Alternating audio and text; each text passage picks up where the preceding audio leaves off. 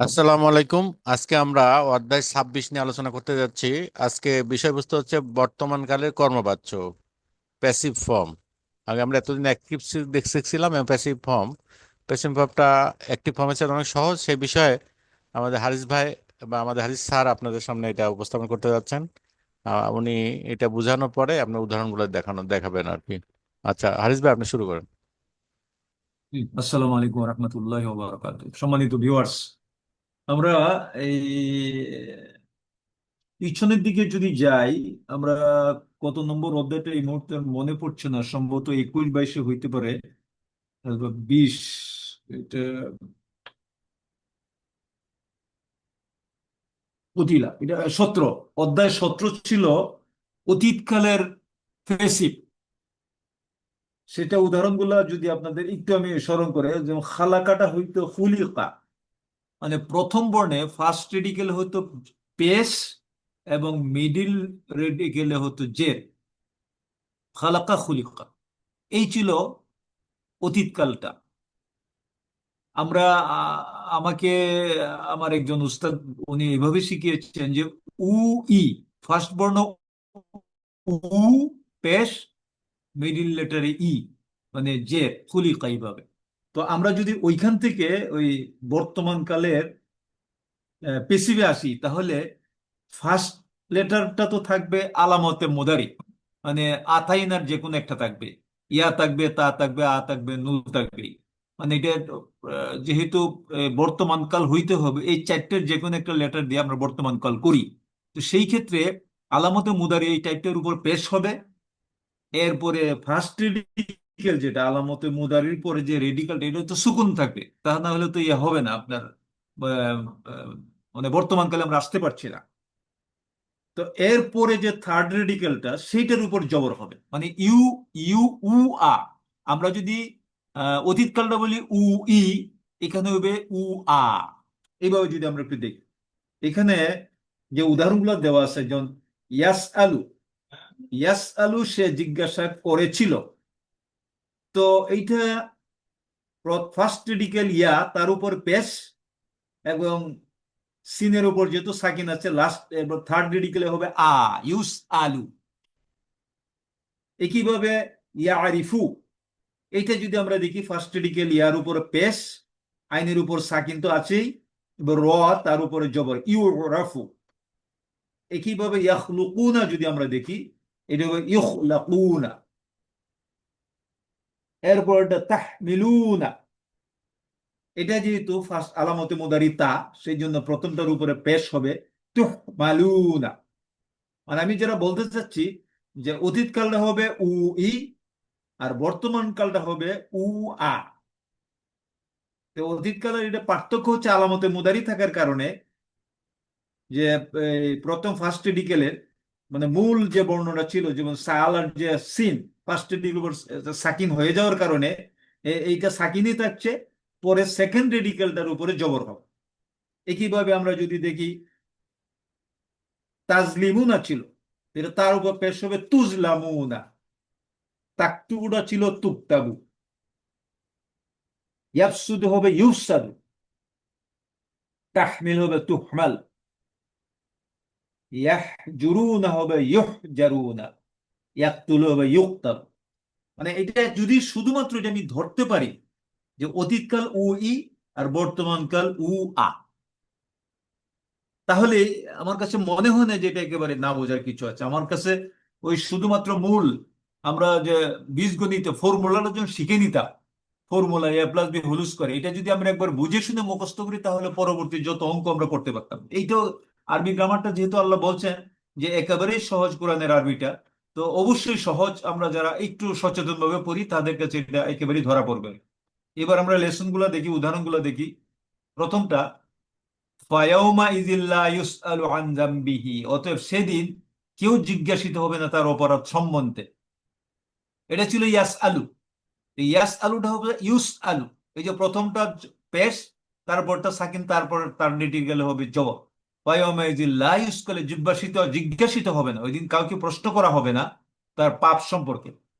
ইনসুম ওয়ালা জান, মানে মানুষ অথবা জিন যারা আছে, তাদেরকে তাদের পাপ সম্পর্কে জিজ্ঞাসা করা হবে না। ফাবিআইয়ি আলাই রাব্বিকুমা তুকাজ্জিবান।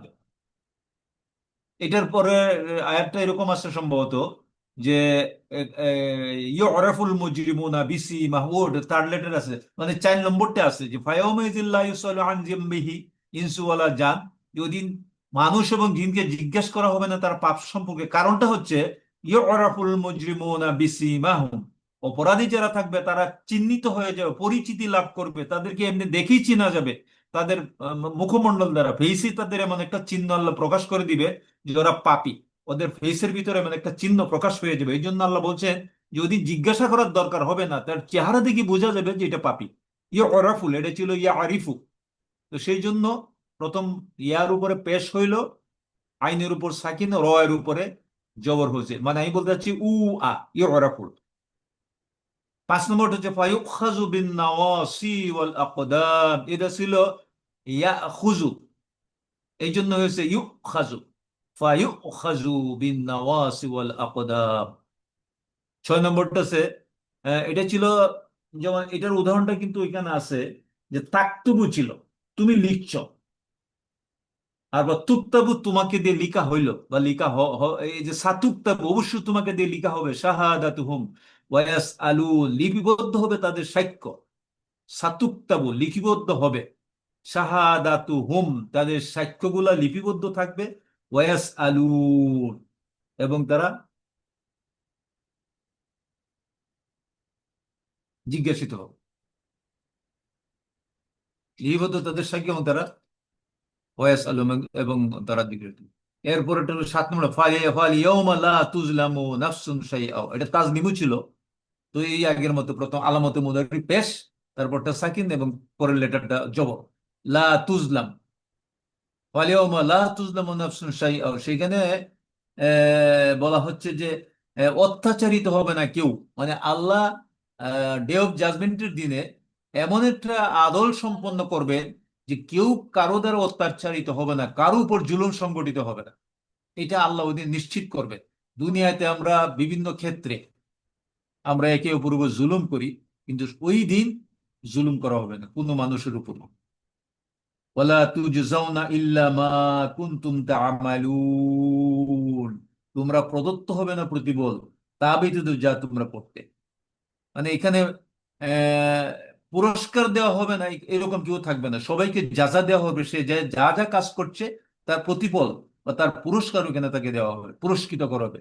তুজজাউনা, লা তুজজাউনা মানে কাউকে পুরস্কার বঞ্চিত করা হবে না, ইল্লা মা কুনতুম তা'মালুন মানে সে এই দুনিয়াতে আমরা যা যা করছি ওইটার বিপরীতে এটা সমান সমান একটা পুরস্কার আল্লাহর পক্ষ থেকে দেওয়া ছাড়া কোনো মানুষকেই এরকম করা হবে না, সবাই পেয়ে যাবে তার উপযুক্ত পুরস্কার।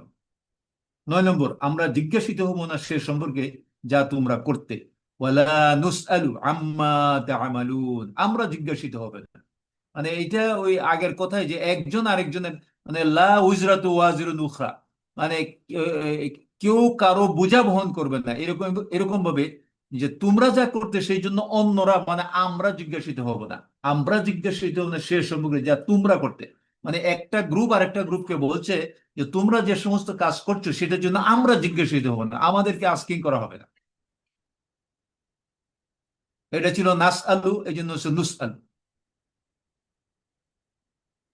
10 নম্বর, তোমরা অত্যাচার করবে না এবং তোমরাও অত্যাচারিত হবে না, লা তাজলিমুনা, এই যে এইটা পাশাপাশি যদি দেখেন তাজলিমুনা আর তুজলামুনা, তাহলে কি পার্থক্যটা হলো এখানে এখানে পুরা লেটার গুলি একইভাবে আছে, শুধু চেঞ্জ কি হলো যে আলামতে মুদারি তা, এই প্রথমটা ছিল জবর, আর ওইখানে যে বেশি হওয়ার কারণে এখানে হয়েছে পেশ, আর তাজলি ছিল এটা তুজলা হয়ে গেছে। মানে আমি বলতে চাচ্ছি আলামতে মুদারির উপর পেশ, এরপরে মাঝখানে যে লেটারটা মানে আলামতে মুদারের পরে যে থার্ড লেটারটা সেটার উপর জবর হয়ে যাবে। লা তাজলিমুনা, তোমরা জুলুম করো না, তোমাদের উপর জুলুম করা হবে না। 11 নম্বর, তারা সৃষ্টি করে না কিছুই এবং তারাই সৃজিত হয়েছে। লা ইয়াখলুকুনা শাইআ, মানে তারা সৃষ্টি করে না কোনো কিছুই, ওয়াহুম ইউখলাকুন, বরং এরাই সৃজিত হয়েছে। মানে তৎকালীন সময়ের মুশরিক যারা, তাদের ধারণা ছিল এরকম যে অমুক অমুক সৃষ্টি করতে পারে, আমরাও সৃষ্টি করি, তো এই জন্য আল্লাহর পক্ষ থেকে এটা একটা ডিক্লারেশন যে লা ইয়াখলুকুনা শাইআ, এরা কিছুই সৃষ্টি করতে পারে না, বরং হুম তারা ইখলাকুন, তারাই নিজেরাই তো সৃষ্ট, ইখলাকুন তারাই নিজেরাই সৃষ্ট। তো এই পাশাপাশি দুইটা শব্দ, আগেরটা তাসদিমের মতো তুজলামুনের মতো, এখানে ইয়াখলুকুনা ছিল, তো ইয়াখলুকুনা থেকে ইখলাকুন, শুধুই মাত্র আলামতে মুদারির উপর পেশ, এবং পরের লামের উপর ওইখানে ছিল এইখানে পেশ ছিল, ওইখানে জবর। একেবারেই সহজ, আমার কাছে কঠিন মনে হয় না। আমরা যারা একটু চিন্তা করব সচেতন ভাবে, তাহলেই শুধুমাত্র চেঞ্জই হচ্ছে আলামতে মুদের উপর পেশ হবে, এবং মুদারির পরে যে ওয়ার্ডটা লেটার ডেট সাকিং, তার পরের লেটারে জবর, এই শুধুমাত্র, আর কিছু আর কোনো কিছু চেঞ্জ করা হয়। 12 নম্বর, এবং যে যুদ্ধ করে আল্লাহর পথে, অতএব অতঃপর সে নিহত হোক বা বিজয়ী হোক, যে যুদ্ধ করে আল্লাহর পথে, এই যুদ্ধ করতে করতে সে নিহত কত বিজয়ী হোক, দুইটাই তার জন্য কল্যাণজনক। ওমাই ইউকাতিল ফি সাবিলিল্লাহ, বরং যে যুদ্ধ করছে আল্লাহর পথে, ফায়ুকতাল, সে নিহত হোক আও ইয়াগলিব, অথবা বিজিত হোক, মানে দুইটাই তার জন্য। পরে একটা হতে এটা কি, পরের আয়াতটা হতো 400, হ্যাঁ, পরের আয়াতটা হলো ফাসাবানু ইহি আজরান আজিবা, মানে কেউ যদি আল্লাহর রাস্তায় যুদ্ধ করে, এই যুদ্ধ করতে করতে সে নিহত হোক অথবা বিজয় হোক, আমরা যেটা বলি গাজী অথবা শহীদ, কেউ যদি নিহত হয় অথবা বিজয়ী হয়, যেটাই হয়, ফাসাবা, অবশ্যই আমরা নুক্তিহি, নিয়ে দেখি তাকে আজরান আজিবা, আমরা তাদেরকে উত্তম পুরস্কার দিই, আল্লাহর পক্ষ থেকে ঘোষণা যে শুধুমাত্র দিন প্রতিষ্ঠার কারণে যদি কেউ যুদ্ধ করে আল্লাহর পথে, এবং এই যুদ্ধ করাকালীন অবস্থায় যদি সে নিহত হয় অথবা সে বিজয়ী হইল, তাহলে এই দুই অবস্থায় আল্লাহ তাকে উত্তম পুরস্কার দান করবে। আল্লাহ বলছেন শীঘ্রই, অবশ্যই তাকে উত্তম পুরস্কার দান করবে। 14 নম্বর, ওয়াতিউল্লাহ ওয়ার রাসূল লাআল্লাকুম তুরহামুন, যে এটা তোমরা আল্লাহ এবং তার রাসূলের আনুগত্য করো, যাতে করে তোমাদের উপর রহমত বর্ষিত হয়। এটা এটা ছিল তার হামুনা, এটা হচ্ছে তুর হামুন। রাহিমা ইয়ার হামু যদি হয় তার হামু, তাহলে কিন্তু তুর হামু। তাহলে এইখানে একেবারে সহজ এই লেসনটা। আমি ওই 17 লেসনটা যদি একটু মিলাই, তাহলে ওটা ছিল অতীতকাল। সেখানে অতীতকাল যেহেতু 3 বর্ণের বার, সেখানে প্রথম বর্ণের পেশ, এবং মাঝখানে মিডিল লেটারে যে, আর এইটা যেহেতু আলামতে মুদারে আসার কারণে, এই প্রেজেন্ট টেন্সটা আলামতে মুদারির উপরে হবে পেশ, এবং এর পরের লেটারটা তো সাকিন, এই জন্য মুদারে প্রেজেন্ট টেন্স হয়। এর পরের লেটারটা, এবার থার্ড লেটার যদি বলি, তাহলে সেই লেটারটার উপর জবর। শুধুমাত্র এতটুকুই চেঞ্জ, আর কোনো কিছু চেঞ্জ নাই আর। তো আমি সম্মানিত ভিউয়ার্সদের কাছে বলতে চাই, ওই দুইটার ভিতরে এই দুইটা ফর্মুলা হিসেবে যদি মনে রাখি, যে অতীতকালের জন্য প্রথম বর্ণে পেশ এবং মিডিল লেটারে জের, আর প্রেজেন্ট কালের জন্য পেসিভ ফর্ম করতে হলে প্রথম আলামতের মুদারির উপর পেশ এবং থার্ড লেটারটির উপর জবর। এইটা দিয়ে আমরা এই পেসিভ ফর্মুলা নির্ণয় করতে পারি। আমরা একটু যদি এই বিষয়গুলো দেখি, নিজেরও একটু স্টাডিতে করতে হবে, কন্টিনিউ থাকতে হবে, তাহলে আমরা একেবারে ইজি হয়ে যাবে। আমার কাছে খুব একটা কঠিন মনে হয় না আর কি। আমরা যারা একটা লিঙ্কের সাথে আরেকটা মুহূর্তে মিলাই পড়ি, তাহলে ইজি হবে। আর যদি হঠাৎ করে এটা দেখতে চাই, আগেরটার সাথে লিঙ্ক আপ না করি, তাহলে হয়তো মনে হবে যে কি দেখতেছে। সেই জন্য আমি আহ, যারা আমরা এটা স্টাডির সাথে আসি, কন্টিনিউ করছি, বা এর পরেও আমরা দেখতে থাকবো, আমাদের সকলের জন্য উচিত হবে যেটা, আগের বর্ণনার সাথে পরের বর্ণনার সাথে একটু লিঙ্ক আপ করি, তাহলে আমাদের জন্য ইজি হবে। আল্লাহ আমাদের এইভাবে কন্টিনিউ করা তৌফিক দান করুন। আমাদের মূল উদ্দেশ্য হচ্ছে কোরআনকে যতটা সম্ভব নিজের জীবনের সাথে মিলে পড়তে পারাটা, এতটুকুই আর। আল্লাহ আমাদের কবুল করুন, আমিন। শুনি ভাই, মোটামুটি এতটুকুই আর কি, জি আজকে তো জি একেবারে ইজি ছিল। জি জি, আজকেরটা বেশ ইজি, কেননা ওই যে যে দুই মাঝখানের যেটা, যেটা যেটা জবর হচ্ছে, সেটা কিন্তু অনেক জি জটিল। জি আপনার যদি জবর হইতে পারে, যদি সাধারণভাবে, সাধারণভাবে পেশ হুম, জবর যে সবগুলাই হইতে পারে, কিন্তু যখন এটা হুম। কর্মবাচ্য হয়ে যাচ্ছে, তখন কিন্তু এটা জবর হয়ে যাচ্ছে, মানে আর কোনো চিন্তা করার কিছু দরকার নাই, যে জবর খুবই পেশ আর কি, একেবারে যাই থাকুক, সে জবরই হবে। আচ্ছা, এখানে জবর হবে। একটা বিষয় আছে, সেটা হচ্ছে যারা নতুন দেখতেছেন ইউটিউব চ্যানেলে, তারা মনে করতে পারেন এই হুম, বইটা কোথায় পাবেন। আমাকে একজন জিজ্ঞেস করছিলেন যে এই বইটা তো বাজারে, আমরা রকমারিতে আগে ছিল, এখন নেই। আপনারা কিন্তু রকমারি যাওয়া লাগবে না, এই বইটা পুরোটাই আপনার লিংক আছে আমাদের ইউটিউব চ্যানেলের, এই যে কোরআনী আরবি শিক্ষা। আপনি দেখেন ইউটিউব চ্যানেলের মধ্যে গেলে দেখবেন যে একটা প্লে লিস্ট আছে কোরআনী আরবি শিক্ষা। কোরআন আরবি শিক্ষার যে প্রথম পর্ব বা প্রথম অধ্যায় যেটা আলোচনা করা হচ্ছে, সেখানে সেখানে যাবেন, যে আপনি আলোচনা অধ্যায় দেখবেন যে পরিষ্কার লেখা আছে যে পুরা বইটার লিংক ওখানে চাপ দিলে আপনার মোবাইল অথবা আপনার কম্পিউটার যেখানে খুশি সেখানে ডাউনলোড করতে পারবেন।